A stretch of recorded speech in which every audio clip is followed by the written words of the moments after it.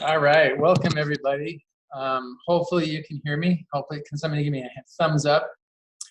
Thanks, Dorothy. So welcome to the, what is this? The 9th monthly CME of the year. And we're super fortunate. Hopefully we'll have some of the people from Teams kind of jump over. Thanks for kind of rolling with that. It looks like this is a better option for us now. So today we got Dr. Matt Miles, who's got his mug on the screen here. There we go, yeah. And so Dr. Miles is one of our infectious disease doctors in town. We're lucky to have a couple of them. He, as I remember, did his infectious disease fellowship at UC Davis, and one of the top places around for that particular specialty. And we're just super glad to have him. It's a big topic. He's going to kind of go over. He'll let us know, but kind of where we at with COVID. It's something we're all concerned about dealing with daily. And the hospital. I'd be interested for Matt to tell us how many patients with COVID he has met. How many patients COVID what? With COVID you have met. Have I met? I kept a log, to be honest. Probably approaching 500 inpatients. So, all right, well, we'll get started here. Hopefully everyone can hear me okay. Yep. So we'll probably start off with a brief overview just so everyone's up to speed as far as the virus goes and kind of the clinical syndrome.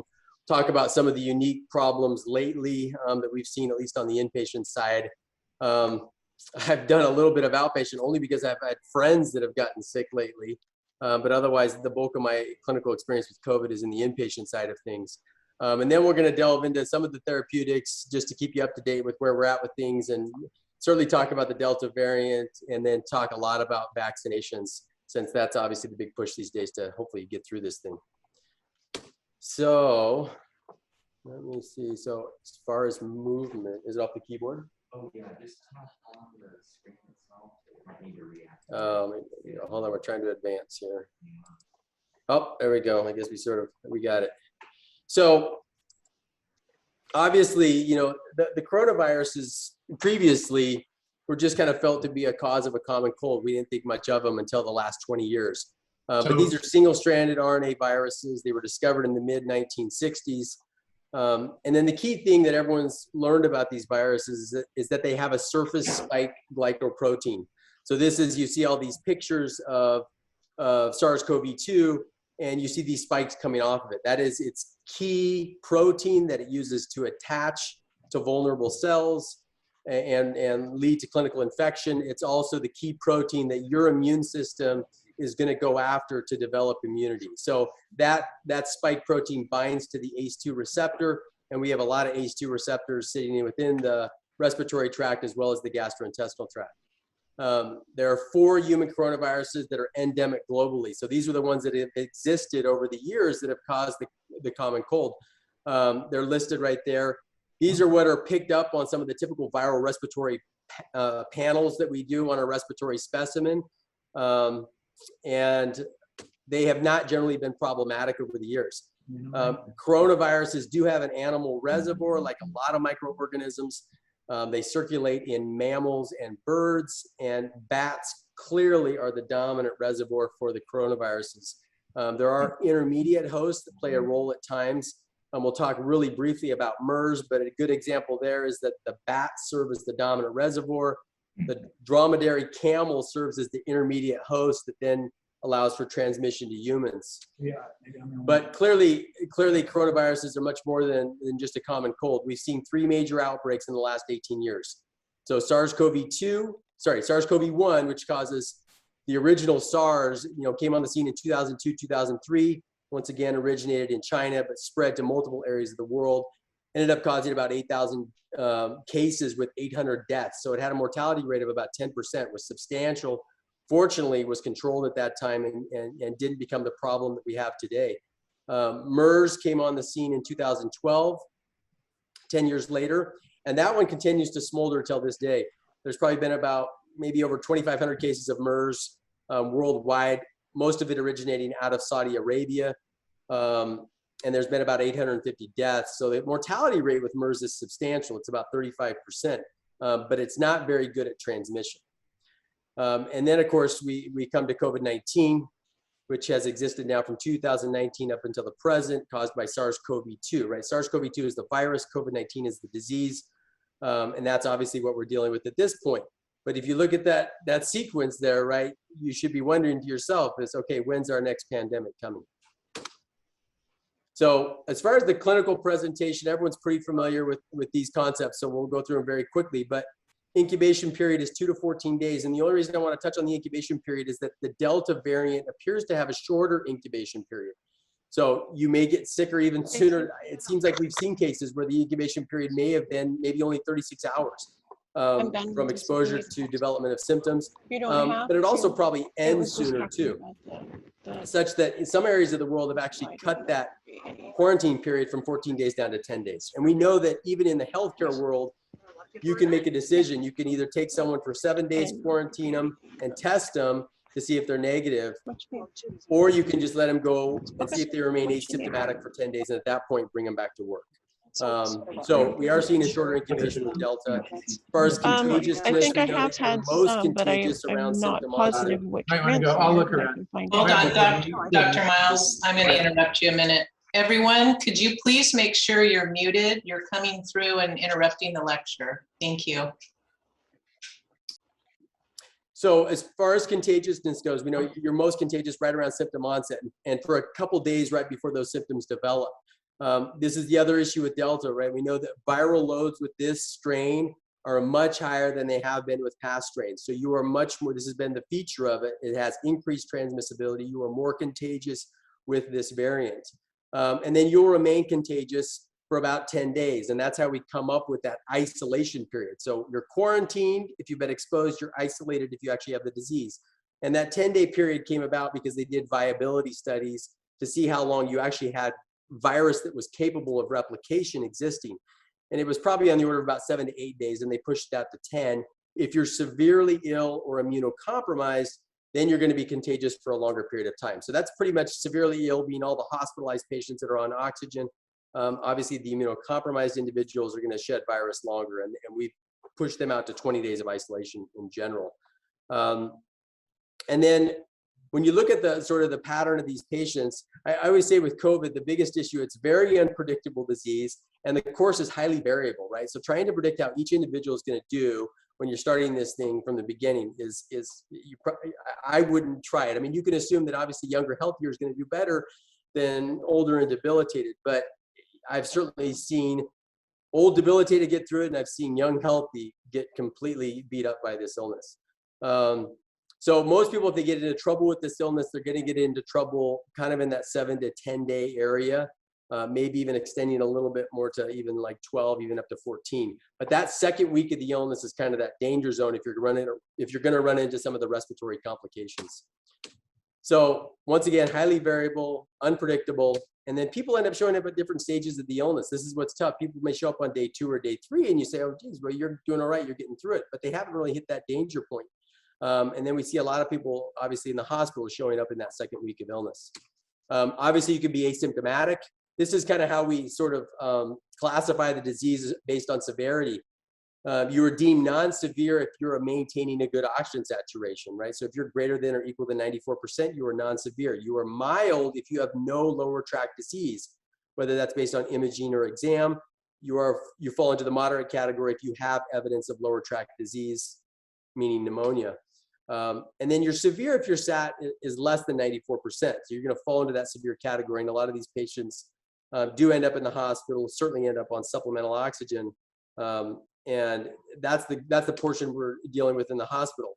There's a significant number that are critical. These are people that are on mechanical ventilation. They have presence of shock and multi-organ dysfunction. So as far as risk factors for increasing severity, everyone's pretty familiar right now, right? Age, obesity, a lot of comorbidities. I will say, in my opinion, based on what we see, at least in this area, and I think what a lot of people have observed so far, obesity and diabetes are major problems, right? Those people, we see them over and over and over again getting into trouble with the respiratory complications of this disease. As far as clinical presentation, everyone's very familiar with the symptoms of COVID at this point. By far and away, the most common: fever, myalgia, cough, shortness of breath, and then a fair bit with pretty amazingly severe headaches. And then diarrhea is actually pretty prominent. As I said, there's ACE2 receptors in the GI tract. Alteration of taste and smell is the most interesting symptom. For those of us who've had COVID, that's the most bizarre symptom, in my opinion, to actually lose your taste and smell completely. That virus is affecting the olfactory cleft, right, where you've got this mucosal neural interface, and it's disrupting, obviously, that the ability of that olfactory nerve to pick up proteins and detect smell and signal the brain. And we've seen people where that unfortunately that symptom has persisted well beyond their illness. And we'll talk about long COVID here in just a second. The main labs that we look at, obviously these patients have elevated inflammatory markers. That's really the big problem that's going on with them when they hit the hospital, is that they've got this very robust inflammatory response that we're sort of trying to tone down. Meanwhile, the lungs are getting injured not only from that viral infection, but the inflammatory response that's coming with it. They've run very high CRP levels, and we often would use the CRP as a piece of the puzzle to sort of track these patients. They run very high ferritin levels, which everyone knows is an acute phase reactant. IL-6 levels have not been very useful because it's a send out. By the time you get it back, it's of academic interest only, really. And then they certainly all run elevated LDH levels, elevated D-dimer levels. These do have prognostic implications as well. Those that run very high levels, it does lend itself to worse disease and worse outcomes, including death. And it's interesting to watch the Delta variant. We've had patients who had LDH values in the high 100s, going up in the hundreds, 6, 7, 800. I was impressed with those before. We've seen a number of patients now climb up into the 1,000 range. And I've got a couple patients right now that are up in the 2,000 range on their LDH. You can imagine they're not doing well. D-dimer has been a marker for this sort of thrombophilic state that COVID generates. And we do use that to kind of make some clinical decisions. The majority of these patients have a low procalcitonin. And so I'll make a strong argument that antibacterials are not generally needed for these patients.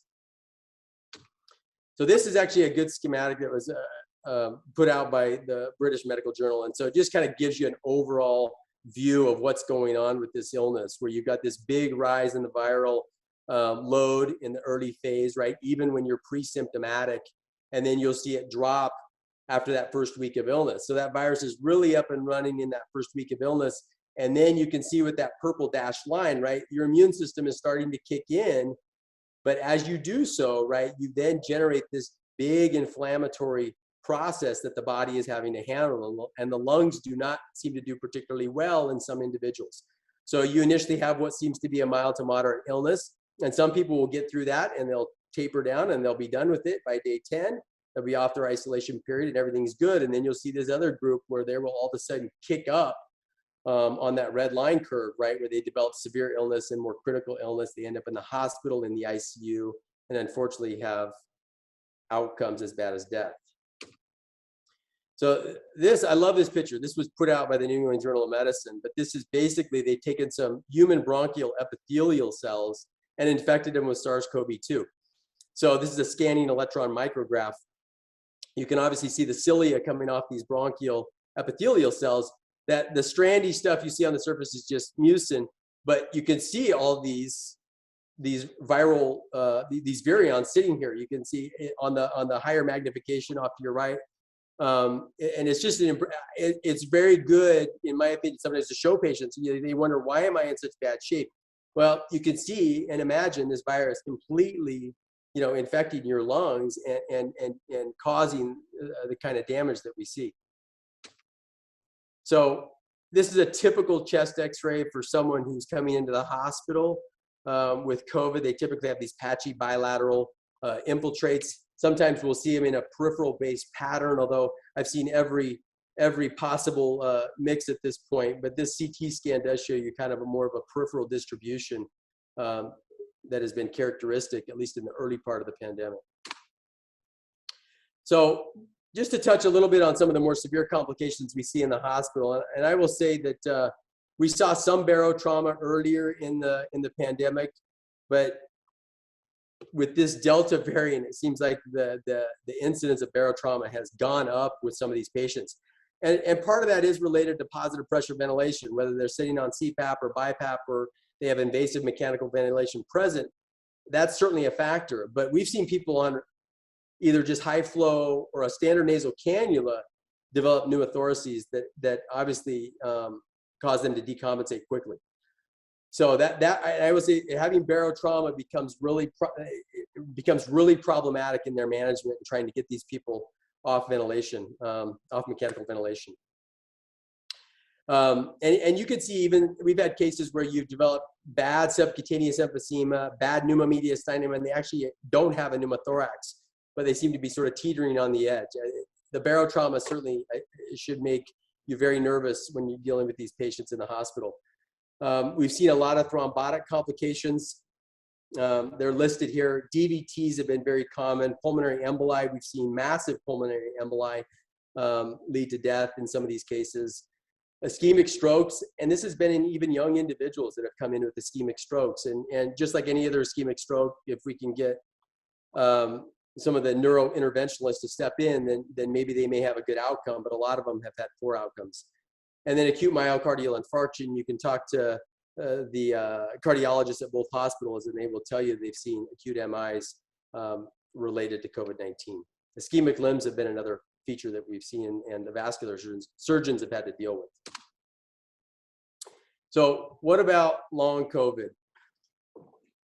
I always say I don't really deal with this a lot because this is probably more what you guys are seeing patients for after the fact. I've sort of been inundated. I've been asked to see some of these patients, but haven't really had the capability. I followed a few of my patients who have been in the hospital, but this is clearly a big problem that I think, we talk a lot about, trying to get the population vaccinated to avoid some of the acute problems, right? The hospitalizations, the deaths, but this long COVID issue is another major factor that's affecting a number of patients. They have a variety of symptoms from fatigue to chronic dyspnea, chronic cough. A lot of them describe this brain fog where they almost have this mild encephalopathy for a period of time, along with headaches. And I've already talked about the fact that anosmia and ageusia can persist. And then, as you'd expect, anxiety and depression, especially some of the patients that come out of the ICU, PTSD from that type of experience is not unusual. And the duration of this long COVID phase is variable. We see it from weeks to months and even up to a year in some individuals.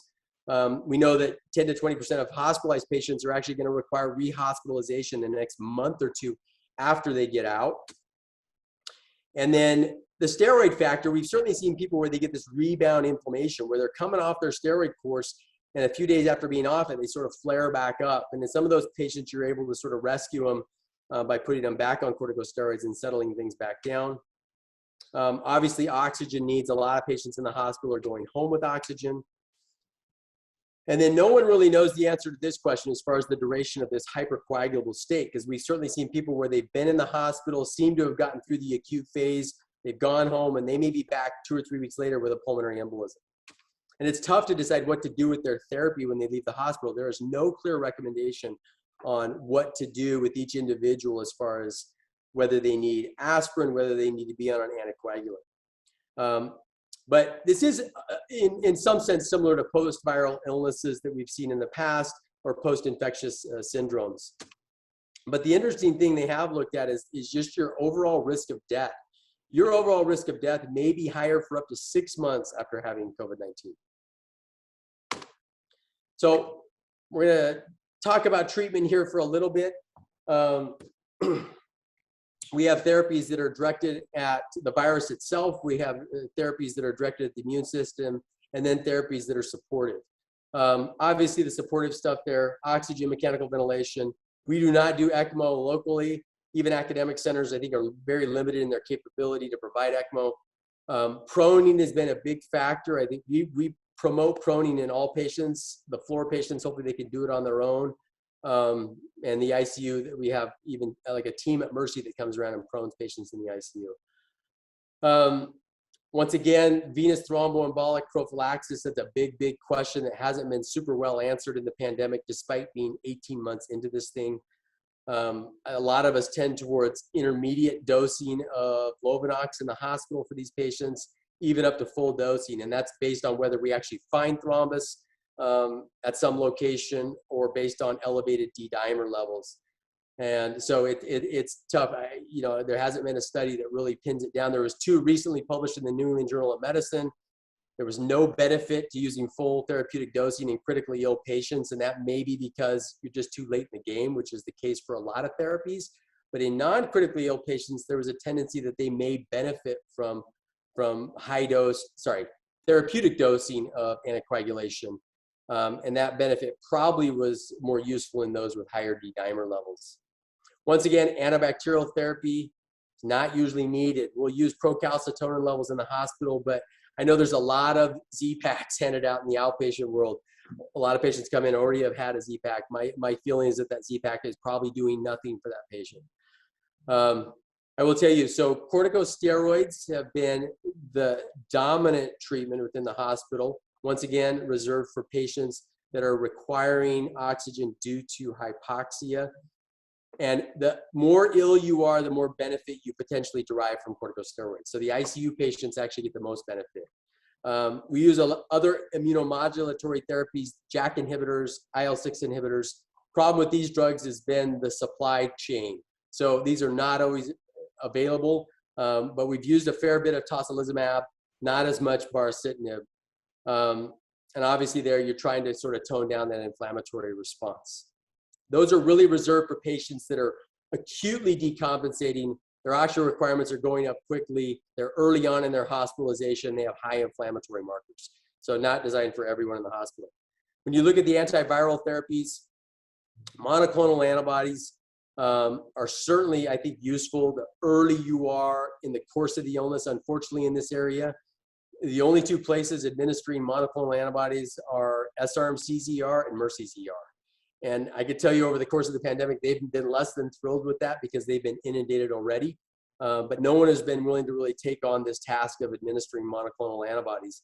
And so they've been kind of stuck with it. So ideally, we'd like to catch people in the early part of their illness, especially if they're at risk. And in fact, the only population that's really eligible are people that are high risk for severe disease, and that's going to be the elderly and people with comorbid conditions. But there is good evidence there. There's also good evidence for prophylaxis if you've been exposed and you're high risk. But right now, our capability in this community is not there to take care of that segment. Remdesivir, I will say its use has gone up considerably in the hospitalized patients. This is an antiviral drug that we'll talk about in a second. And then convalescent plasma has not panned out. So while the monoclonal antibodies early on have, convalescent plasma has not, and it is no longer recommended. Once again, corticosteroids are the key for a lot of these really ill patients. So this was the landmark trial. I'm going to skip past it, but this is the recovery trial out of the UK, which showed that basically the more ill you were, the more benefit you had. This is remdesivir. Once again, it's an antiviral. It's an RNA-dependent RNA polymerase inhibitor, and really designed for people within the hospital. And actually, in the case of remdesivir, those that are probably requiring low levels of oxygen actually benefit more than those that are on higher levels. Patients in the ICU generally don't derive benefit, probably because they're too late in the course. But there's not really clear mortality benefit with remdesivir like there is with corticosteroids. Monoclonal antibodies, we just sort of touched on them briefly. These bind to the spike protein, and they will block attachment to the ACE2 receptor. And now we could actually administer this sub-Q if IV is not a mechanism that you're able to accomplish. There are 3 different formulations that are listed there. I could tell you that bamlanivimab kind of fell out of favor when it was being used as monotherapy because some of the new variants were resistant. So Regeneron's product, which is casirivimab and mdevimab, they become kind of the preferred monoclonal antibody that's utilized at the 2 ERs locally. And that product does retain activity against all the current variants, including Delta. So I figured I couldn't get away without talking about ivermectin. So I'll make some comments about this drug. So clearly, hands down, the most controversial therapeutic topic in the world of COVID-19. last year it was hydroxychloroquine, which clearly, in my opinion, should not be utilized at all. There's plenty of evidence that it does not benefit patients with COVID and does carry some risk. Ivermectin has been a little bit of a murkier story, but the reason it came to be, and most people are familiar with this, right, is that when the pandemic developed, a lot of drugs were tested in vitro to see if they had activity against SARS-CoV-2, and ivermectin at relatively high doses does have activity against SARS-CoV-2. The problem is trying to jump from in vitro to in vivo, right, and use this in a human body. And in that setting, it has not panned out. There is no good data right now that exists that supports the use of ivermectin for COVID-19. There's only been one really randomized clinical trial that was done out of South America that was mild to moderate COVID. It did not pan out. But a lot of the studies that have been put forward have really not been well-designed clinical studies. And then there was one study that actually was sort of the most convincing study that was put out. And if you look at the meta-analysis that was done with ivermectin, that one actually, you could tell it was clearly holding the most weight in that meta-analysis. That paper later got retracted due to plagiarism and falsification of data. And so you've got this big controversy surrounding this drug now. And I think it speaks to one of the bigger problems with COVID, right? We've never seen the flood of data that we've seen, with COVID. We've never seen that in the history of medicine.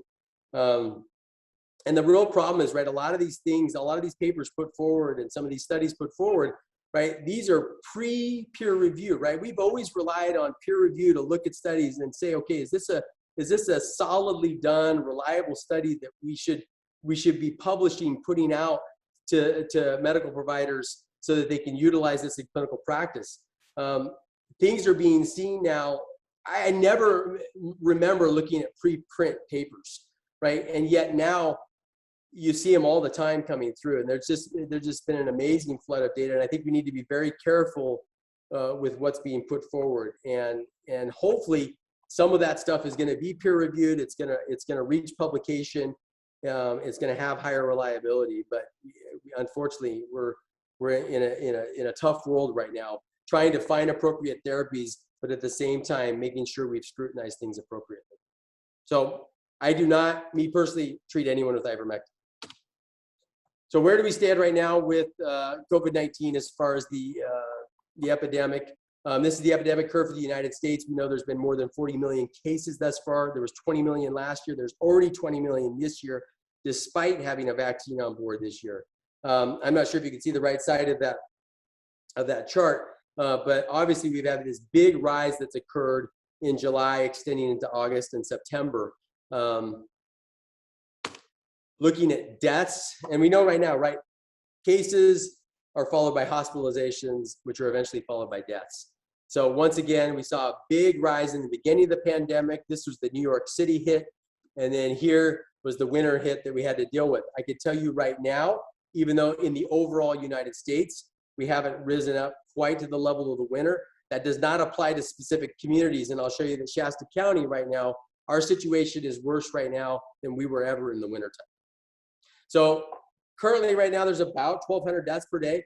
If you look at the whole average over the entire pandemic for the past 18 months, we have averaged 1,200 deaths per day in the United States, which in my opinion is amazing. So this is now, if you look at based on population per 100,000 people, this shows you kind of the 7-day average of cases. California actually looks like it's doing fairly well, and I think in general, California does. But I'll show you in a second where obviously the hot spots are, and we are one of them. But clearly we know the South has been hit hard by this virus recently, and we know that a lot of that is related to vaccination rates. You look at the current surge that we're dealing with, right? It's being fueled by two dominant things. It's clearly this Delta variant, which runs higher viral loads, increased transmissibility, lower incubation periods, but it's clearly also the unvaccinated population that we're dealing with. So what about California? Well, you can see here, this is also based on population. So per 100,000 people, it's Northern California, right? Lassen County is actually the worst, but Shasta, Tehama, Siskiyou, we're all not doing that well. And you can see right now, as far as the unvaccinated population in Shasta County, they account for more than 90% of those patients hospitalized at SRMC and Mercy, and they account for more than 95% of the deaths. due to COVID-19 right now. So obviously very problematic for our community. And this is the epidemic curve for Shasta County. This is data put out just this past late last week. So you can see right now, if you follow the blue line, you'll look at hospitalizations, right? You can see where our hospitalizations sat last winter. They peaked up right about here. And here we are now. I think our peak number actually in the hospital in recent weeks was about 100 between the two hospitals. Mercy was carrying about 70 and SRMC was carrying about 30, which pretty much matches up with their capabilities. That's really pushing them to the limits. And then what we really worry about is the ICU.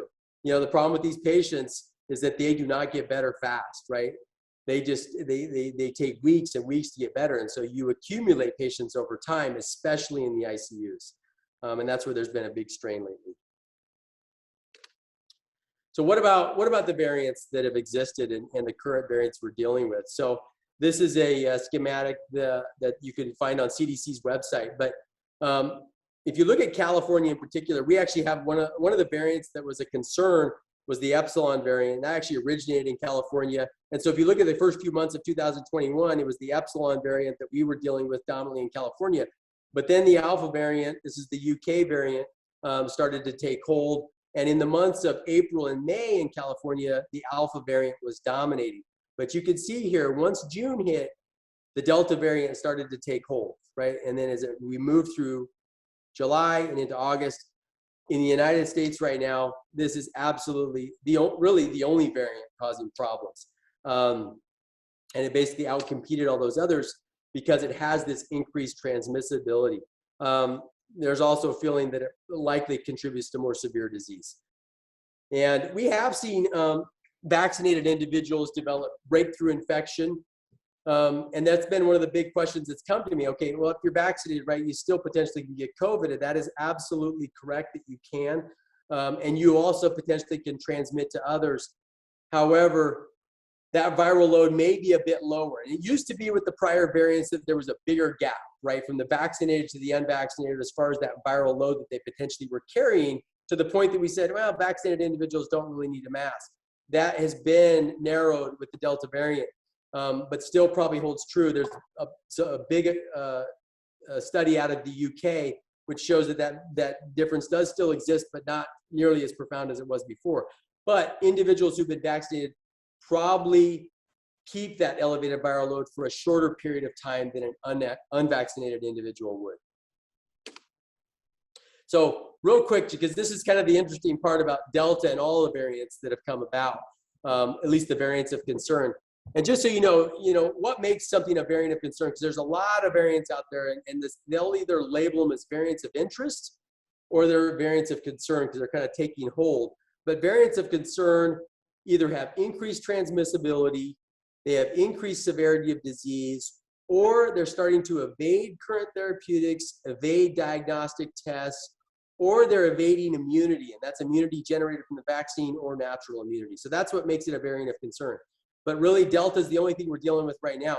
But all the variants of concern have this mutation, this D614G, where basically you've changed an aspartate over to a glycine as far as this spike protein goes. And you say, okay, well, what does that do to the spike protein? How does this sort of help SARS-CoV-2? Well, SARS-CoV-2, that spike protein is made up of three smaller proteins. And as you sort of open those three arms, you are able to bind to ACE2 more easily.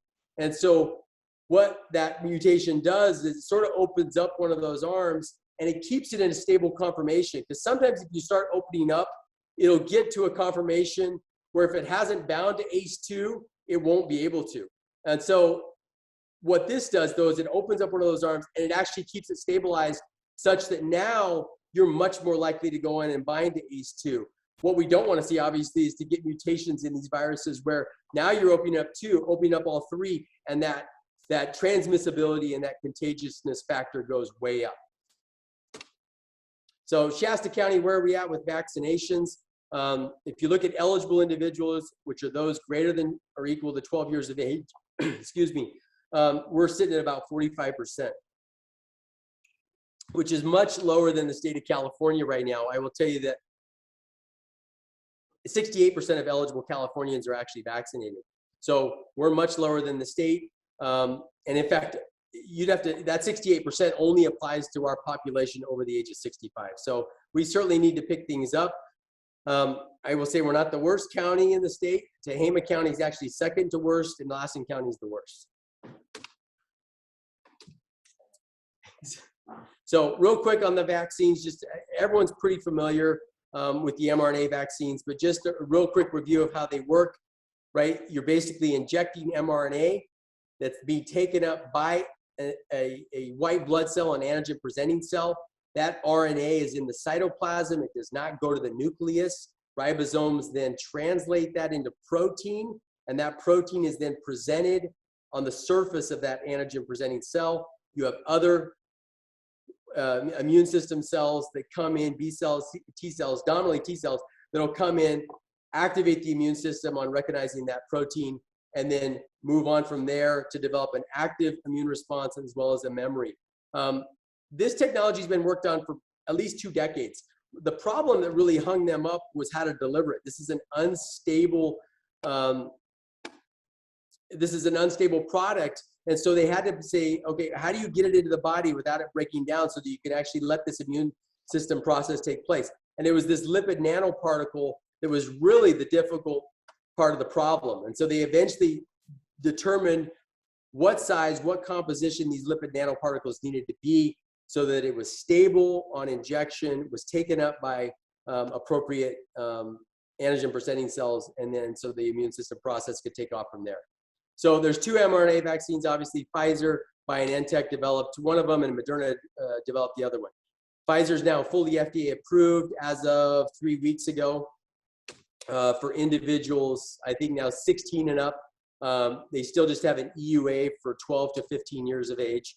These are 2 doses given 3 weeks apart. This is based on a very large clinical trial last year. It was 95% effective in preventing COVID at that time. And it retains neutralizing activity against the variants. I will say that with Delta, there is lower effectiveness against symptomatic infection, but there's still very powerful protection against hospitalization and death. And then the efficacy may wane over time. This, obviously, everyone's very aware of this whole idea of boosters, and we'll talk about it a little bit more. But Pfizer has actually probably been a little bit less robust when compared to Moderna. And so we have seen efficacy wane over time, especially in some of the elderly patients that may not have responded as well as maybe a younger individual would have. They have a good safety profile. There's 2 dominant things I'll touch base on. Anaphylaxis is rare. We're talking about 1 per 100 or 200,000 vaccines, more common in females. But this is why you're kept around, you're observed, because most of those reactions will occur fairly immediately. And then one of the dominant concerns has been myocarditis in young males. These are males under the age of 30 who have received mRNA vaccines. And this runs about 1 in 25,000 vaccines. Almost all these cases have been self-limited, treated with corticosteroids, treated with NSAIDs, maybe corticosteroids. And in general, these individuals have done well. Billions of doses now, and this vaccine is distributed to at least 125 countries worldwide. So what about Moderna? Very similar. It only carries an EUA right now, not fully FDA approved, 18 years of age or older, 2 doses, 4 weeks apart. Once again, large clinical trial, same effectiveness in the original clinical trials as Pfizer, and once again retains neutralizing activity, may have lower effectiveness against Delta, but that's for symptomatic infection. Once again, very robust for hospitalization and death. And similar to Pfizer, efficacy may wane over time. Well, like I said, if you look at some of the data right now, Moderna seems to be a bit more durable as far as antibody levels that are maintained.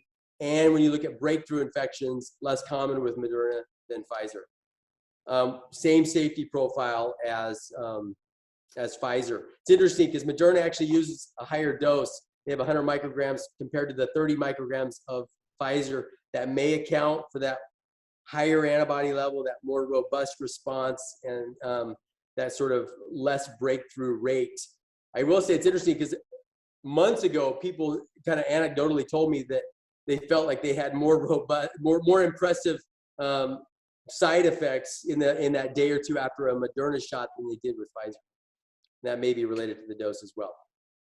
It may also be related to the interval of dosing. That's something that's being worked out. If you look at the AstraZeneca vaccine, for example, that's given 12 weeks apart.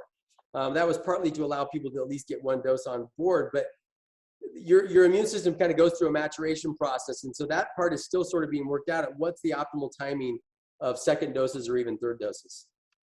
Moderna is now highly distributed in the world as well. Johnson & Johnson, this is a viral vector vaccine using adenovirus. That adenovirus has been modified so that it cannot replicate in the body. But here you have a much more complicated process, right? You're basically taking DNA, because the adenovirus is a DNA-based virus. You're basically inserting a gene into adenovirus's genome, and this is going to encode for the spike protein. And then basically you're going to allow that adenovirus into the body. It's going to be taken up by an immune cell, and it's going to get delivered into the nucleus like adenovirus would normally behave. And then there, you're going to go through transcription to get to RNA, and then go back out to the cytoplasm, go through the translation process with a ribosome into a protein that's then presented. So you look at this going, geez, this is a lot more steps. Why would we go through this process? You don't have the same delivery problem with Johnson & Johnson like you did with the mRNA vaccines, where you needed that lipid nanoparticle. So this is a much easier delivery process. It's also cheaper. So AstraZeneca, which was the leader in the viral vector vaccines, right? They looked at it and said, well, we're planning to deliver this to the world. So they wanted a cheaper vaccine that was easier to deliver. Johnson & Johnson is a viral vector. So is Sputnik, which is the one that was developed by Russia. Some of the vaccines developed out of India and China are inactivated virus vaccines, not viral vectors. So currently carries an EUA since February, single dose, although 2 doses are being studied, 18 years of age or older. Once again, large clinical trial. This did not have quite as much effectiveness when you looked at overall infection prevention, but when you looked at hospitalization and death, speaking of severe and critical disease, it was very effective. And then interestingly, in the US, it was a little bit more effective than some of the other areas that were studied.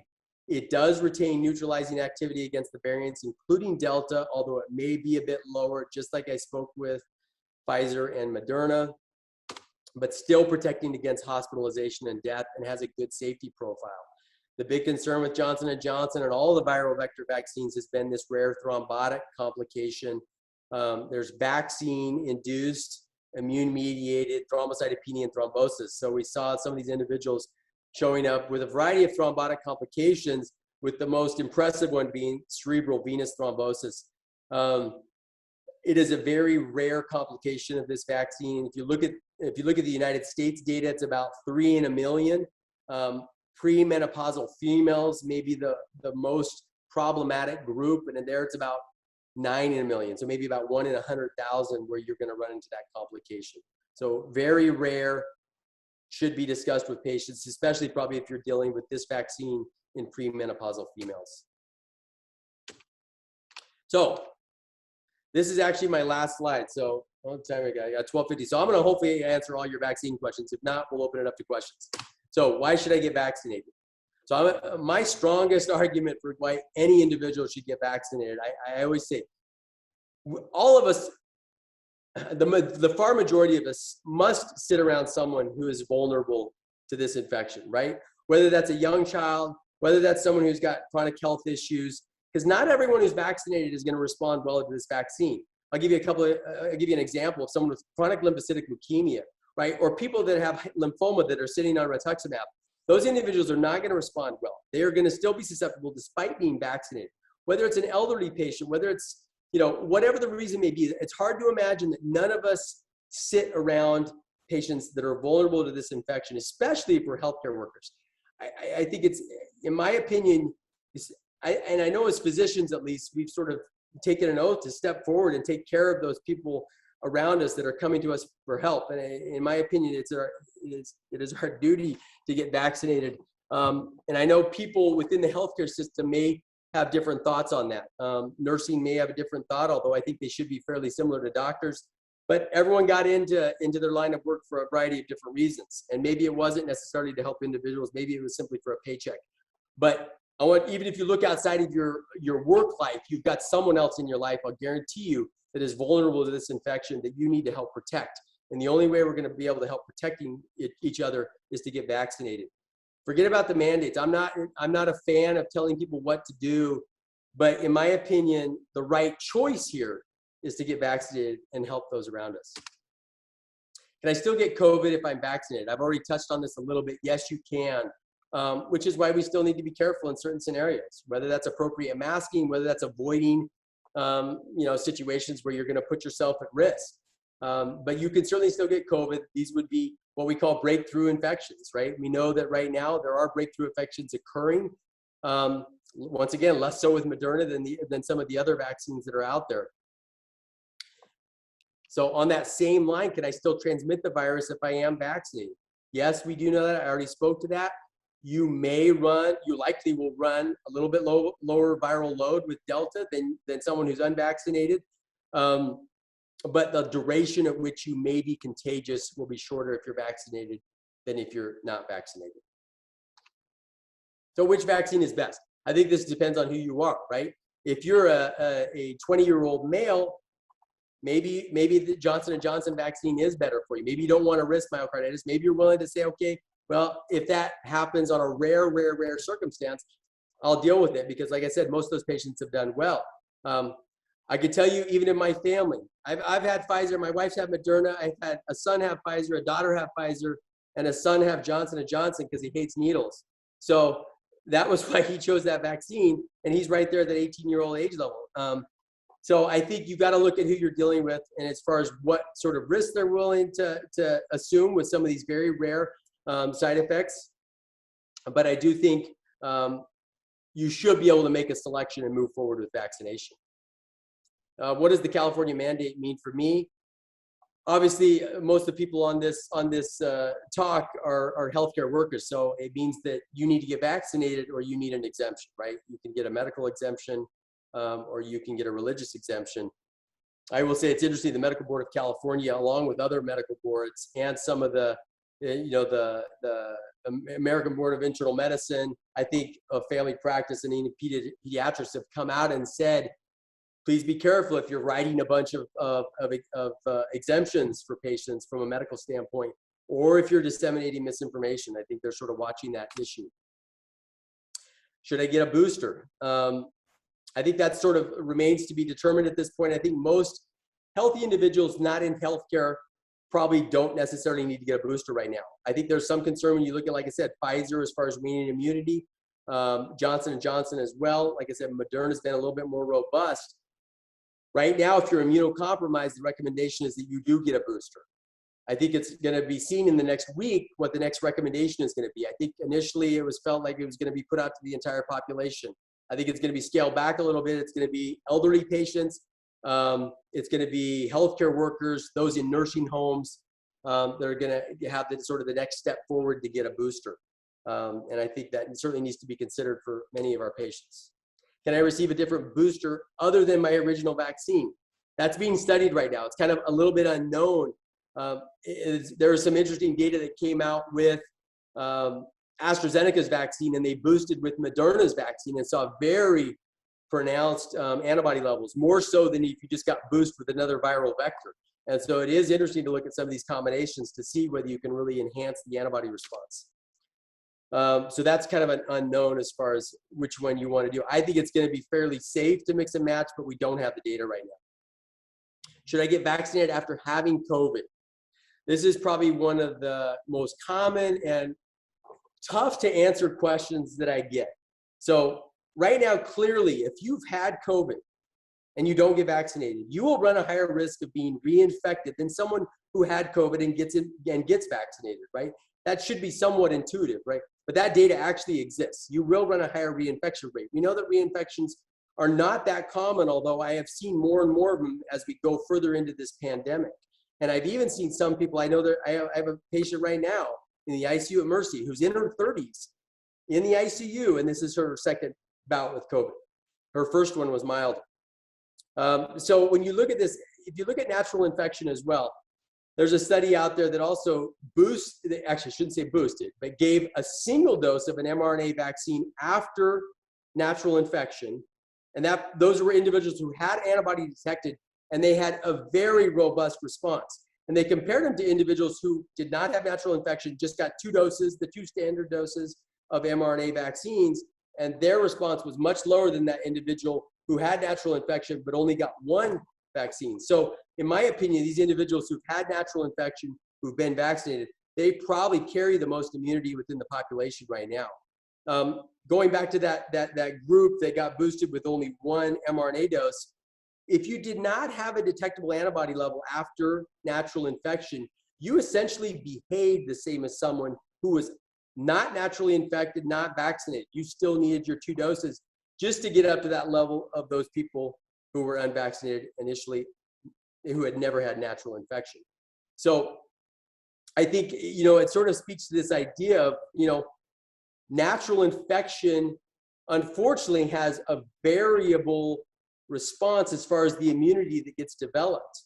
And from a population standpoint, you look at it and say, well, geez, if the vaccine is going to generate more reliable immunity, right? It's going to be more consistent. And you've got natural infection that's going to be a little bit all over the map. We're going to some people that are going to drop off quickly. And yes, there's going to be a portion of them that are going to maintain good immunity. We know that happens. There's certainly individuals out there that have maintained good immunity for a considerable length of time at this point. But from a population standpoint, I would rather get that entire group vaccinated to make sure they all have robust immunity and not miss out on that group that may be at risk for reinfection. So when can I get vaccinated after having COVID? Pretty much after you recover. There's no waiting period. You can recover, go get vaccinated at that point. The only group that needs to be careful is if you received a monoclonal antibody at the time you had COVID, right? That monoclonal antibody does interfere with the vaccine, as you would suspect, right? The vaccine is basically trying to produce spike protein that your immune system is going to recognize and react against. And you've got this monoclonal antibody that's still on board in your system, right? That's binding up spike protein. What about pregnancy? This has been a big issue as well, right? There is no data that exists right now that suggests that fertility is affected by these vaccines. If you look at fetal loss, there's no increased fetal loss when you look at the vaccine, look at the vaccines in general. And then even if you look at COVID, interestingly, there's not a lot of great data that fetal loss really is enhanced with COVID. The one thing that is clearly enhanced when you look at COVID itself, the infection, are maternal complications. So your chance of being hospitalized, ending up on a ventilator, potentially dying from this infection is considerably increased if you contract COVID during pregnancy. And so that should be the biggest reason to try to mitigate that risk to the mom as far as moving forward with vaccination. And then you say, well, what's the benefit? Clearly there's a benefit. If you're vaccinated and you're going through pregnancy, you're having passive transfer of antibody. And then if you're moving on to the breastfeeding phase, you're continuing to benefit your infant. Children younger than 12. Obviously the data is not here yet. A lot of us are hoping that it'll be here within the next month or two so that hopefully this process is rolling. This is going to be for the 5 to 11-year-old group. They'll be kind of next up as far as receiving the vaccine. And that's a really problematic group. We know that schools right now are having a tremendous problem with transmission of the Delta variant right now as schools open back up. So I know a number of parents who want to get their 5 to 11-year-olds at the elementary level vaccinated. And then what happened to Novavax? So for those of you who don't know, Novavax they've got a recombinant vaccine that's been developed. And you say, well, okay, what do we need another vaccine for? Well, some people have been very reluctant to move forward with mRNA and viral vector vaccines because they're in the world of vaccines, they are relatively new. Although I think they've been worked on for a long period of time. But Novavax uses recombinant technology. Probably the vaccine that people are most familiar with is hepatitis B. So people felt comfortable with that technology and they really wanted to sort of wait for that vaccine. I'm not quite clear what's tripped Novavax up, whether it's been their own processes with manufacturing or whether that's been governmental regulatory stuff that's tripped them up, because they keep putting their release date out further and further and further. Actually, their sort of submission to the FDA out further and further. So they keep saying in a few months, we'll see if it comes to fruition here. Novavax, I know, is starting to actually distribute to other areas of the world. So I don't know what's going to happen with the U.S. market, because all these companies that have developed vaccine, they're not looking at just the United States. This is clearly a world market that they're looking at. So with that, I'll open up to questions. I know it's 1 o'clock already, but. hopefully that answered most of them. Thank you, Dr. Miles. This has been an awesome talk, and thank you for taking the time to speak with us. I think you might know that I put out a survey to our staff for some questions, and you answered most of them, which is great. There's a couple more that there's a general theme of, and one is obviously on vaccine safety. That's a big concern. That's why a lot of the delays in the vaccine. But specifically, one is the effects on DNA, and you noted on fertility, but there is some information out there about the vaccine interacting with our DNA. Is that true? Are there any concerns about that? So certainly with no, there is no interaction with your own DNA. Those RNA vaccines, like I said, they're taken up by that antigen presenting cell. That RNA remains in the cytoplasm, never goes to the nucleus. So there's no interaction whatsoever with DNA, nothing within the nucleus. Obviously, some viruses depend on our own sort of machinery. They use the cell's tools to sort of get themselves replicated and move on. So adenovirus is one of those viruses clearly that will do that. So when you look at the viral vector vaccines that are using adenovirus, that's a normal sort of process that adenovirus would go through as far as replicating itself. And that's what they utilize there. But it is not altering your DNA. Okay. And then future fertility for women, is that an issue at all? So no, there's no data that suggests that's an issue. My daughter is vaccinated. My two nieces are, actually all of my nieces are vaccinated. But certainly the two that are sort of closest to childbearing potential or likelihood are vaccinated. So all my immediate family members are vaccinated. And that's including women that have the potential to bear children, to males that are younger, to older and middle-aged individuals. Okay. And then some of those questions are kind of prefaced on the concern for the ingredients in the vaccine. There's one question that actually quotes some of the ingredients, and forgive my pronunciation of this, but 4-hydroxybutyl, that can cause cancer or tumors in lab rats at high dosage. Moderna has something called a SM-102 and polysorbate 80 in the J&J. So what they're saying is, one, obviously these are in small amounts, but if then this is going to be a vaccine that has to be repeated, let's say annually, like a flu shot or boosted, what are the long-term effects and how do they know that and why is this safe? So, Dorothy, I'll admit I can't comment on those chemical compounds. I think this is where you sort of trust the FDA that they're doing their job and that they've researched things appropriately and they're more familiar with those compounds than the average medical provider is. I think it's amazing probably the contact we have with things every day in our life. And it's interesting to me that the average individual will come into a physician's office. You will prescribe them a drug and there's no questions asked, right? They'll take that drug. They don't go look up every ingredient in that compound. And yet I understand there's been reluctance with these vaccines, but like I said, we dish out a lot more toxic drugs in medical practice than these vaccines.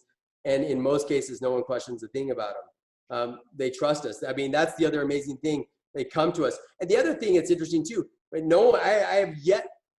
I can't say yet because there's been a rare individual. Most individuals who have not gotten vaccinated and some who are skeptical of the vaccine don't even have a question about remdesivir, don't have a question about Regeneron's product, right? These are drugs that are under emergency use only. They're not FDA approved, right? Similar to the vaccines when they first came out. So I think my big hang up, I will tell you, there's a lot of misinformation that's been disseminated in this pandemic. Everyone's well aware. I think, social media has played a major role. And I think we need to be very careful what we read and what gets scrutinized. And, I think we've certainly gone through, people have relied on medical professionals. They've relied on governmental agencies. And for some reason here, that reliance has sort of dropped away. And I think right now, your best evidence for the vaccines, hands down, is you need to just go walk through the hospital right now. And I can guarantee you that's the strongest evidence you need right now. I agree, and though I don't do hospital work, I do hear the reports coming back from our physicians that do, and my heart goes out to those hospital workers that are doing that. And, you just got to have some compassion for that. And then a practical clinical question, simple, well, not simple, but just that might require an infectious disease to answer. We have a patient that was diagnosed with shingles 2 weeks after her first vaccine, and she's still having some symptoms, and she wants to know when she should get the second one. That's a good question. So that has been, I actually got that question from a physician earlier today. So might be the same one. It might be the same one. That phenomenon has been described. And I think that's one of the recognized things that have sort of has come out of this. That's happened with other vaccines before too, right? I mean, anytime you sort of fire up the immune system, I mean, you run the risk that you may get reactivation of varicella zoster. So to get some sporadic cases of shingles that develop, that doesn't surprise me a whole lot. Bell's palsy has been kind of the other issue that's sort of come up a little bit. And so I think, yes, when you put out a vaccine to hundreds of millions to even billions throughout the world, I mean, you're going to see some of this stuff occur. I think she should move forward with her second dose, whether she wants to, once again, get over her current episode. I don't think she's going to get shingles again after the second dose. I think she's already gone through that process at this point. So I would encourage that individual to finish the series. Thank you. And we did talk about immunity after having had COVID, having had the disease. What's the value in antibody testing? I've had patients ask me about that. I just suggested they go donate blood and maybe they'll get it. I'm not sure that insurance will pay for it. Do you clinically use that for any reason? I don't. I think that's the problem, is no one knows. If you have a positive antibody level, at what point does that level drop to where you'll say, okay, now that's my stimulus to go get vaccinated? And I just think, once again, this Delta variant, I think I never thought we'd be going through the problems that we're going through right now with this thing. And it's amazing some of the damage that it's done. And you have no idea, if we continue with this pandemic, what the next variant potentially is going to be. And so I will still hold with that argument that you should grab as much protection as you can get. And I think the benefits of the vaccine far outweigh the risks. And certainly when you look at the risk of COVID versus the risk of the vaccine, they're not even close to comparable. What's your time like for you, doctor? As far as waiting? As far as when you have to be out of here. Oh, I'm good. Okay. We're fine. So the question I had was the criticism that we have, or I should say concern, about the vaccine is the speed at which it came out. And the precedent is other vaccines take years and go through several clinical trials. One of the responses I have is this is probably one of the largest clinical trials we've ever had for a vaccine, but there's still the speed of it getting approved. Is it reasonable to say that this may set a precedent for future vaccines and that we may be able to do these things faster because of the new technologies we have? That's exactly it. It's based on the technology. Like I said, they've been working on this for a while, and they were already starting to develop mRNA vaccines for HIV, for Zika, even in the oncology world to deal with malignancies. So I think it was just they were sort of ripe for the opportunity, and the opportunity just landed right in front of them, and they ran with it. So I think that's sort of the message to patients. This, yes, it was pushed quickly because it could be pushed quickly. We're not dealing with some of our older technologies like influenza vaccines, for example, that have to be grown up in chick embryos, right? Now we've got this technology where you can get your sequence right away and you can run with production. So it is the technology that allows it to be fast. And it is amazing to me that you thought, geez, back 18 months ago, you thought, you're dying to get something as fast as we could get it. And then we get it and like, oh, that's too fast. So there is a reason for it. Whether people are accepting of that explanation, I don't know, but that is, in my opinion, clearly the reason. And yes, I think in the future, that is one of the benefits, is this will be sort of the blueprint for how to move forward quickly with another pandemic. Okay.